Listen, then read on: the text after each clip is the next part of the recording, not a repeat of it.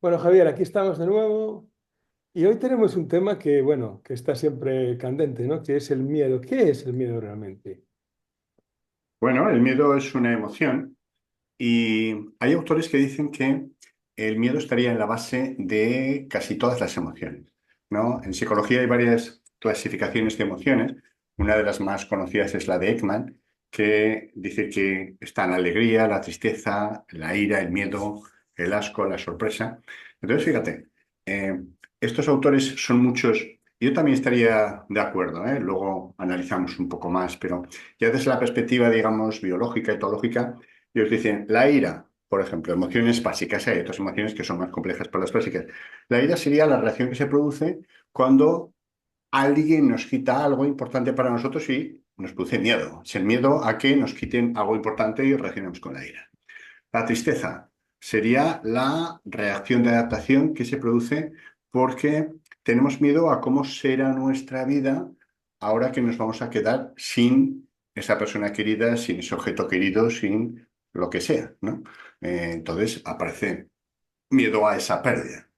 El asco, por ejemplo, que se considera una emoción, ya sé que es una cosa como rara, ¿no? El asco se considera que aparece en la época que vivíamos en el Paleolítico, en las cuevas, por supervivencia, ¿no? Tener asco a insectos, pues, cucarachas, etcétera, a serpientes, a, en fin, este tipo de animales, ¿no? Murciélagos.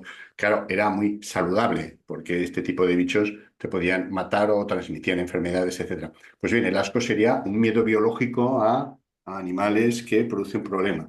Y por último, la alegría también sería la ausencia de miedo. Esto ya lo decían los etólogos, ¿no? Que el bebé sonríe cuando está tranquilo. Si no hay miedo, si no hay peligro, el bebé sonríe, ¿no? Entonces es fascinante cómo, desde la perspectiva puramente biológica, de las emociones, psicológica, estaría el miedo en la base de todo, ¿no? Una primera aproximación.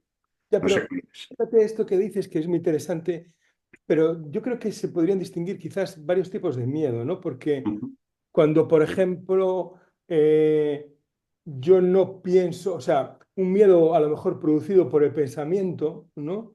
Cuando, ujú. cuando yo no pienso en algo, pues a lo mejor no me genera un miedo. Yo, imagínate, pues que empiezo a pensar que mañana tengo que volar y empiezo a pensar en que con el avión puede pasar algo y tal. Y ahí se genera un miedo fruto del pensamiento. Pero luego también tiene que haber algún miedo como más primario, ¿no? Para Sí. mantenerlos vivos, ¿no? Sí, sí, sí. Por eso, claro, el miedo se considera sobre todo una emoción primaria, ¿no? Cuando algo pone en peligro algo que para ti es importante. La vida, por supuesto, ¿no? Que se va ligado a la supervivencia, etcétera. Pero como dices, este miedo intelectual a algo que puede ocurrir en el futuro, eso está más relacionado con la ansiedad, ¿no? De hecho, se considera que la ansiedad sería miedo a algo futuro. Voy a enfermar, voy a morir, me va a dejar mi pareja. Claro, este tipo de miedo solo lo puede desarrollar el ser humano porque es el único que puede pensar en futuro. El resto de los animales no creemos los seres humanos, que Ya. no saben que van a morir, que decir, solo lo saben poco antes, ¿no? Los que tienen perros, mascotas, etcétera.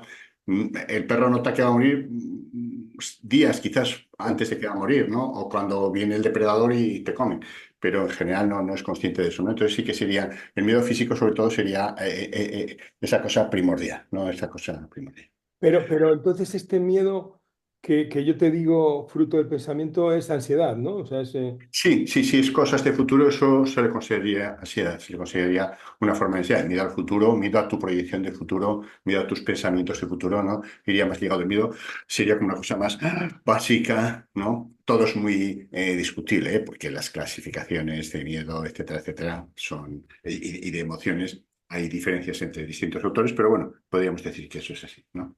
También fíjate, miedo, otro tema a mí me parece importante, ¿no? Vamos a ir hablando del miedo y de su relación con diferentes cosas, estaría en la falta, en la base del apego. El miedo, la falta de seguridad es clave. En psicoterapia, de hecho, nuestro modelo de compasión está basado en los estilos de apego. Se considera que si el niño o la niña ha tenido una relación de seguridad, de confianza con los padres o cuidadores los primeros años de vida, desarrolla lo que llamamos un apego seguro. Es decir, tiene una confianza básica en el resto de seres humanos. Por el contrario, si esos padres, cuidadores, no han sido cariñosos, no le han protegido de peligros externos, no han sido buen modelo de regulación de emociones, ¿no? Pues eso sería la seguridad interna. Desarrolla un apego inseguro, hay varios, no vamos a entrar ahí, pero fíjate la importancia del miedo y la seguridad con el apego, que sería la forma en que nos relacionamos con el resto de seres humanos, ¿eh? Porque el modelo que establecemos con los padres es el que vamos a repetir con el resto de seres humanos. Y los miedos en los primeros años de vida ya te dificultan, por ejemplo, la compasión. La compasión, ¿no? La compasión está muy basada en la seguridad, es decir, uno tiene que estar bien para poder dar bienestar, dar afecto, dar cariño. Si yo no me he sentido querido, he tenido esa desconfianza básica, tengo una carencia afectiva que se dice en psicoterapia y ya no se puede funcionar. Entonces, fíjate, el miedo, qué importante es, ¿no? Quiero decir que si tienes hijos, el transmitirle a tus hijos la seguridad, la ausencia de miedo, es el mejor regalo que se puede hacer. Ya, ya. Y esto se produce, como dices tú, en los primeros años, en la relación con los padres, sería, digamos, el patrón, ¿no? El Sí, sí, sí. patrón. Y a Sería un patrón, un modelo de relación que se produce y ese miedo, ese apego, lo que permitiría es tener confianza en los demás si no has tenido esa seguridad de pequeño, desconfianza, y luego también influencia la imagen que tienes de ti mismo, ¿no? Si yo he sido querido, tratado, no he tenido miedo, siento que soy digno de ser querido, y si no he sido querido, he tenido miedo, etcétera, etcétera, siento que no soy digno de ser querido, ¿no? Entonces, ya no solo es cómo te relacionas con los demás, es la imagen que tienes de ti mismo, que es como una especie de baja autoestima crónica y sensación de que tienes que estar ganándote el afecto de la gente de forma compulsiva, ¿no? A mí, fíjate, otro de los temas que me parece muy importante con el miedo, yo lo insisto mucho cuando hablamos de compasión, sería si partimos de la base, ya te digo que yo estaría de acuerdo, ¿eh? Hay otros muchos autores que también lo afirman, otros no, que el miedo está en la base de todas las relaciones. Entonces, yo insisto a la gente, cuando desarrollemos compasión, sentir que cuando la gente hace lo que sea, tenemos que entender que está el miedo en la base de todo lo que hace. Es decir, alguien agrede a alguien, alguien insulta a alguien, alguien se porta mal, una conducta inadecuada, ¿eh? Eh, lo hace en base al miedo. ¿Me explico? Si pudiésemos entender eso, dejaríamos de desarrollar odio, de generar más conductas agresivas que disparan el miedo del otro y del mío y escalan todo el problema, ¿no? Es lo que pasa en las guerras, ¿no? Quiero decir, ¿por qué empieza la guerra? Porque no quiero entrar, ¿no? Pero Israel tiene miedo de que le invadan, los otros tienen miedo, Rusia tiene miedo, Ucrania tiene miedo. ¿Me explico? Ese miedo global, quizás está en la base de todas las relaciones humanas. ahí está la base de todas las relaciones humanas. Entonces, si uno puede tener perspectiva y entender el miedo del otro, en vez de realizar acciones que causen más miedo y produzcan una escalada violenta, es decir, bueno, ¿qué puedo hacer para intentar disminuir su miedo, darle seguridad? Ya es que todo esto es muy complejo a nivel de países Ah, o ya, de bueno, claro, claro, claro. conflictos, pero esa perspectiva es lo que facilitaría. O incluso a nivel humano, personal también. Claro, claro. Por eso sí, a nivel interpersonal es más fácil, ¿no? Porque, Claro, eh, claro. de hecho, Lo puedes comprender más, ¿no? lo puedes comprender.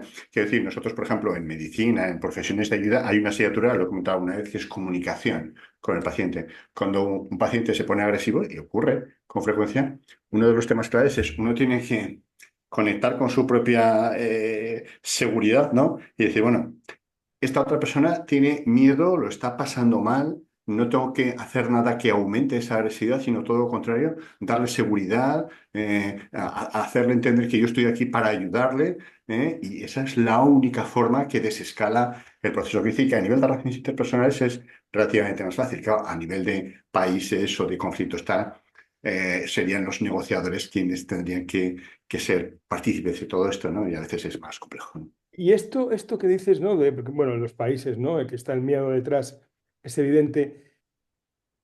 ¿Cómo, digamos, de alguna manera se podría atenuar ese miedo, ¿no? A lo mejor me viene que a lo mejor la confianza puede ayudar, no sé exactamente, ¿no? Yo creo que, fíjate, un- conocer más a los otros, es decir, y yo creo que con todo lo que decimos que ahora el mundo va muy mal, etcétera, etcétera. Yo soy optimista. Yo pienso que este es el mejor momento histórico de la humanidad, por Ya, mucho, ya. por muchas razones. Lo que pasa es que como tenemos una perspectiva global al segundo de todos los conflictos, claro, el mundo es muy grande y parece que está continuamente en conflicto. Pero anteriormente, los países, las guerras, las luchas, las barbaridades, la no defensa de, ya no digo la democracia, sino de los mínimos derechos humanos, era No, lo habitual. y el tipo de vida, ¿no? que llevaban las personas. Todo era muy salvaje, ¿no? Quiere decir que ahora hay una preocupación global por la democracia, por los derechos humanos, por los derechos de las minorías, etcétera, muy importante, ¿no? Entonces, yo también soy partidario de la educación, pero educación no cognitiva, racional, sino emocional, ¿no? Ese desarrollo de la compasión, de mindfulness, ese intentar entender la postura del otro, cómo la diferencia enriquece, ¿no? Cómo los conflictos no se resuelven con más violencia, no se resuelven con la marginación, no se resuelven con la polarización, que es lo que está ocurriendo ahora, sino con entender al otro, con el diálogo, con construir juntos, ¿no? Pero eso tendría que ser algo que se diese en las escuelas, que los padres enseñasen a los hijos, que los profesores a los maestros, que todo el mundo a todo el mundo, ¿no? Y fuese la forma natural, que los políticos eh, diesen ejemplo, ¿no? Negociando de una forma amplia con la mayor parte de partidos, ¿no? Que no opinan como ellos, etcétera, etcétera. Sería una visión. Y fíjate que esto lo vemos también, yo por ejemplo cuando hablo del miedo, ¿no? Y cómo el miedo es la base de esas relaciones interpersonales, ¿no? Las personas que trabajan en ONGs, por ejemplo, de ayuda a los animales, ¿no? Un perrito, un gatito, igual que un ser humano, que un niño pequeño, son buenos por naturaleza. No sé si me explico, todavía no han desarrollado esa maldad, ¿no? Pero un perrito que ha sido abandonado, que ha sido maltratado, etcétera, uno se lo encuentra, digamos, no en el campo perdido, ¿eh? Y uno intenta cogerlo para hacerle una caricia, llevarlo, etcétera. ¿Y qué va a ocurrir? Que el perro ladra, muerde si puede, porque está aterrorizado. Y ese miedo es el que le hace defenderse, morder, etcétera. ¿Es malo el perro? No. Es decir, es simplemente ese miedo el que habla por él y el que lo domina, etcétera. Si con paciencia, que esto es lo que hace falta, muestras cariño de forma sistemática, etcétera, al final cambia y ese perrito pues acaba siendo cariñoso, empático, etcétera, etcétera. La naturaleza básica, yo creo que tanto de los animales como del ser humano, es bondadosa. Lo que pasa es que, bueno, las circunstancias, estos temas de apego, etcétera, lo que hacen es generar esa desconfianza básica que puede acabar explicando cualquier tipo de conducta violenta, de conducta agresiva, etcétera, etcétera. ¿Y tú qué crees que puede hacer una persona a nivel individual para atenuar ese miedo, para tener menos miedo? Yo creo que fíjate, este sería un tema importante y complejo. Y por eso, insisto, y las tradiciones contemplativas, luego hablaremos un poco también de la visión de las tradiciones contemplativas y del miedo. Yo creo que las grandes cualidades tipo los Brahma Viharas sería el gran antídoto del miedo, ¿no? Quiero decir, ese meta, esa bondad amorosa, el desear la felicidad de todos, esa compasión, ¿no? Entender que el otro sufre. Es decir, alguien está agresivo conmigo o incluso me hace daño, en vez de personalizar, que eso es lo que sentimos, ¿no? En las relaciones interpersonales, cuando alguien nos hace daño, sentimos que lo hace por fastidiarnos, lo personalizamos, lo hace por mí, contra mí.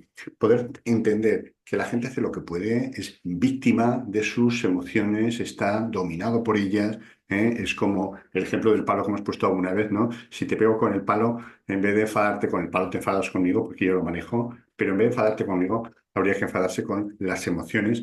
El miedo sería la emoción última que subyace y si uno tiene eso claro, ya no personaliza, lo que siente es compasión hacia la otra persona porque causa daño a otras personas y sufrimiento, pero también a él mismo se está causando un daño. Alguien que es agresivo, alguien que funcione de esta forma, como dice el refrán castellano, quien a hierro mata, a hierro muere, se va a producir una cantidad de sufrimiento increíble. Crea o no en el karma, etcétera, va a haber unas consecuencias directas y un sufrimiento interno en el momento presente, ¿no? Entonces, todo eso es así. Claro, entonces quizás así me ocurre que algo que pueda ayudar a no, no generar más miedo es el hecho de comprendernos a nosotros mismos, ¿no? Claro, Porque eso te hace comprender al otro, te hace comprender que tú tienes miedo, que el otro tiene miedo y no lo personalizas, ¿no? claro, Entonces, claro. Esto podría ser una vía, ¿no? De la Claro. compasión. Claro, ese trabajo con mindfulness, con la meditación, con estas inconmensurables, ¿no? Con esa meta bondad amorosa, con esa compasión, con la ecuanimidad, ¿no? De manera que uno puede ver víctima y verdugo, ya sé que esto es muy difícil, lo hemos hablado cuando hablamos de la ecuanimidad, ¿no? Sabiendo que esos roles van a ir cambiando, ¿no? Que uno es víctima de sus consecuencias, de circunstancias, etcétera, etcétera. Poder tener una clara perspectiva de eso es importante. Y vuelvo a los datos biológicos. Fíjate que empieza a haber estudios que hablan de la coherencia cardíaca. La coherencia cardíaca sería como una forma de funcionar del corazón, de los latidos del corazón, de forma más, digamos, coherente, coordinada, etcétera, de una forma más incoordinada.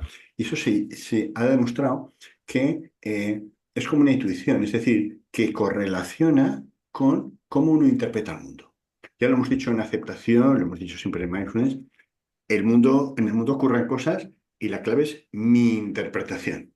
Es decir, yo la misma circunstancia la puedo interpretar de forma amenazante o de forma no amenazante. Pues sí, lo que se ha visto es que cuando la frecuencia cardíaca es coherente y coherencia cardíaca, se llama así en biología, la interpretación que hacemos los seres humanos del mundo es no amenazante. Mientras que si hay una incoherencia cardíaca, la interpretación que tendemos a hacer del mundo es amenazante. Y entonces se ha visto que, por ejemplo, algo que dispara la coherencia cardíaca es la práctica de la compasión. O sea, hay una relación biológica de la práctica de la compasión y la coherencia cardíaca que se demuestra que eso hace que uno interprete el mundo de forma no amenazadora, ¿no? Entonces, creo que esos datos que son relativamente recientes pasaría lo mismo con la hormona oxitocina, ¿no? Que es la hormona del afecto. Es decir, que hay una base que se expresa de forma biológica, pero que tiene que ver con cómo se trabaja uno. Uno se puede trabajar, sobre todo con la compasión, etcétera, con técnicas meditativas, con mindfulness, para poder reinterpretar el mundo de una forma más adecuada, es decir, de una forma compasiva y no de una forma amenazadora. Ese cambio, por eso se dice que eso es Brahma Viharas, ¿no? Que la bondad amorosa, la compasión, etcétera, si todos los seres humanos lo practicásemos, el mundo cambiaría. Es decir, la forma de cambiar el mundo es de abajo arriba, con la práctica de este tipo de meditaciones, la práctica de la compasión, etcétera, etcétera. Y hay unas bases biológicas que lo demuestran, ¿no? Lo que siempre han dicho Jesucristo, Buda, Gandhi, Mandela, etcétera, tantos sabios de la humanidad es el odio no puede ser vencido por el odio, solo puede ser cambiado por el amor, ¿no? Ser consciente de esto evita la polarización, el conflicto, el intentar someter al otro, etcétera. Pero claro, como muy bien dices, Manu, eso requiere conocer nuestro propio miedo, aceptarlo, saber que siempre está en el corazón del ser humano y el compromiso de no contagiarse del miedo de los otros, es decir, generar más violencia. Claro, claro, y en el fondo también no es que vayas a dejar de tener miedo, sino que Ah, puedas ir funcionando de una manera orgánica a pesar del miedo, ¿no? es decir, gestionar las emociones, gestionar el miedo también, ¿no? El miedo siempre va a estar ahí y si quieres ahí engancharíamos con lo que dicen las tradiciones contemplativas. Es decir, el miedo estaría en la base de todas las emociones, pero el miedo a qué va ligado al yo, Ya, ¿no? ¿Quién tiene miedo? El yo. La claro, disolución del yo acabaría con el miedo. El miedo más profundo es el miedo a la disolución del yo. Es decir, el yo siempre está pensando, me van a quitar esto, claro. esto no va a ser como yo quiero, van a acabar con este yo. Y eso es lo que, ese miedo, ligado al yo, porque siempre va ligado al yo, es lo que produce la ira, las emociones perturbadas. También la visión tibetana de cómo se origina, digamos, la mente humana es así, ¿no? De la no dualidad surge el primer error, que es la ignorancia. A partir de ahí se genera segundo error, digamos, ¿no? Segundo velo, la dualidad objeto y objeto. Ese segundo velo genera el tercero, las emociones perturbadoras con el miedo como base. Y el cuarto velo sería esas acciones que se van produciendo, el karma. Es decir, conforme yo voy realizando acciones, van a aparecer consecuencias de las acciones y eso se complica progresivamente, ¿no? Pero el miedo último sería el del yo, ¿no? Es el Claro, miedo. al final siempre está el yo en medio, ¿eh? Sí, sí. Esto es como psicoanálisis, Al que siempre final, están los padres. al final siempre en el fondo es complejo, pero es simple, porque Siempre. la disolución del yo ya Sí.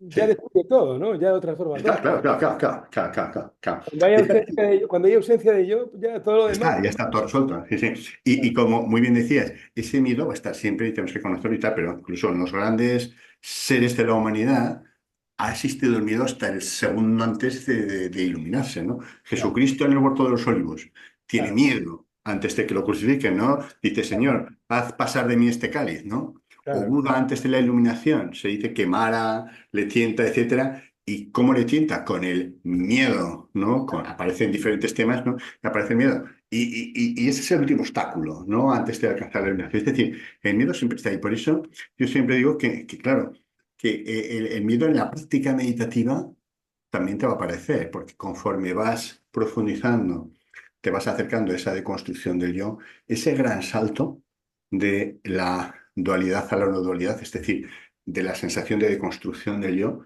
eso aterra, ¿no? En las tradiciones se decía que es como tirarse de un precipicio, tal, y eso es lo que justifica la necesidad de confianza en los maestros, por lo menos en el linaje, en la tradición. Es decir, voy a seguir practicando esto porque tengo gran confianza en los maestros, porque esto es horroroso, esto aterroriza, ¿no? Y hace falta mucha confianza para tirarse por ese precipicio que es la disolución del yo. Va a surgir necesariamente, ¿no? claro, y ellos ya lo hicieron previamente y esto me... Claro. Y como tú tienes confianza, pero fíjate, la fe no sería una fe ciega absurda, no, no, sería la confianza más bien, sería quizás la traducción, ¿no?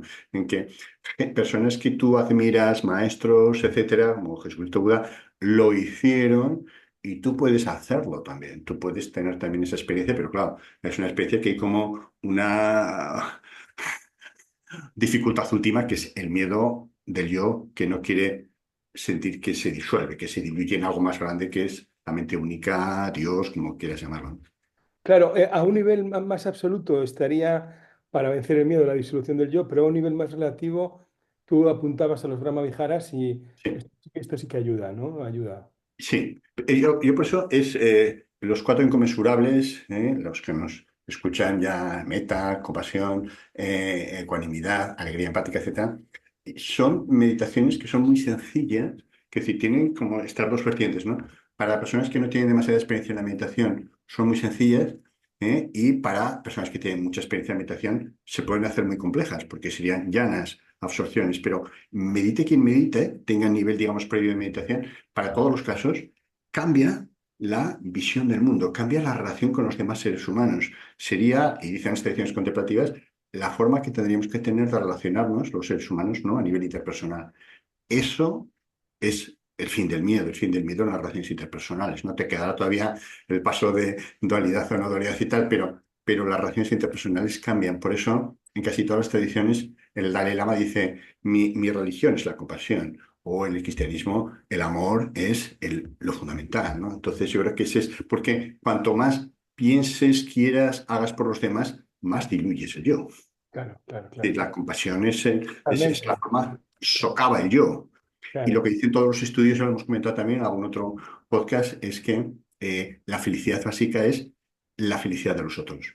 Lo que dicen todos los estudios es que si tú buscas la felicidad de los otros, es mucho más fácil que seas feliz que si buscas tu felicidad. Eso produce más falta de sensación de no estar completo, ¿no? De que algo falla. un vacío, ¿no? Un vacío Eso. existencial. Bueno, Javi, estamos ya terminando. ¿Hay alguna cosita más que crees que nos queda en el tintero? Yo creo que hemos dicho casi todo. Yo creo que el miedo es una emoción fascinante. Era necesaria para la supervivencia, ¿no? Porque si no, no y tal. Pero claro, en toda la práctica espiritual lo que queremos es que el yo no sobreviva, que nos fusionemos en la dualidad. Entonces, pero tampoco hay una contradicción, ¿no? Porque mucha gente a veces en los cursos dice, pero claro, a ver, si el miedo está para la supervivencia, pero es una cosa, efectivamente, es la supervivencia como yo, como especie, etcétera, y otra cosa es qué ocurre con esta experiencia espiritual que busca ese religare, ¿no? Que es el significado de la religión, esa unión con algo mucho más grande que es uno mismo, ¿no? Entonces, son dos temas que pueden coexistir, y que no son excluyentes. No, de hecho coexisten, ¿no? Es un... Claro, hasta el último momento, como has visto en Jesucristo y en Buda, claro, es así, es así. Bueno, Javi, pues nada, hasta aquí llegamos y gracias por la... Venga, un Vale. abrazo, Manu, un abrazo a todos los que nos escuchan. Hasta luego. No.